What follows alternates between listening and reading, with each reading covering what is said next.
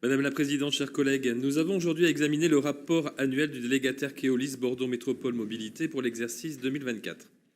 Un document dense, parfois technique, mais qui en dit long sur l'état de notre réseau de transport public et sur la manière dont nous pilotons ou non la transition des mobilités à l'échelle métropolitaine. L'année 2024 a été contrastée.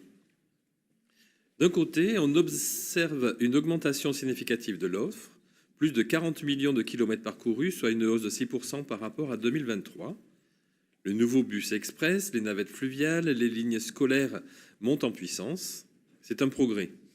On note également une amélioration des recettes tarifaires avec un taux de couverture qui passe de 28 à 31%. C'est un indicateur encourageant qui traduit une meilleure capacité du réseau à s'autofinancer. Mais il reste inférieur à celui des grandes métropoles françaises qui se situent en moyenne entre 35 et 40%. Ces résultats positifs ne doivent cependant pas masquer des difficultés structurelles bien connues, mais qui s'aggravent. La qualité de service se détériore. Le tramway est régulièrement perturbé par des interruptions, des ralentissements, des incidents techniques qui nuisent à sa régularité. Le réseau bus, malgré une offre en hausse sur le papier, peine à assurer le service prévu. En 2024, près des 3/4 des kilomètres non réalisés sont imputables aux délégataires, principalement à cause d'un absentéisme persistant et d'un manque de conducteurs.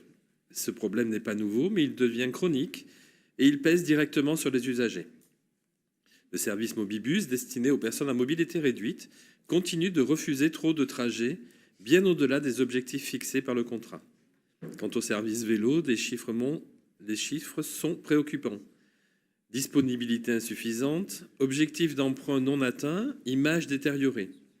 Ce qui devrait constituer un pilier de notre stratégie de mobilité bas carbone devient aujourd'hui un point faible.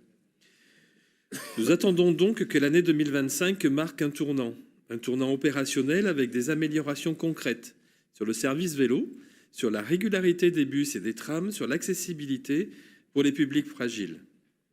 Nous ne remettons pas en cause l'engagement des équipes de Keolis, mais notre responsabilité en tant qu'élus est de nous assurer que ce contrat fonctionne pleinement dans l'intérêt des services publics, qu'il réponde aux attentes des habitants.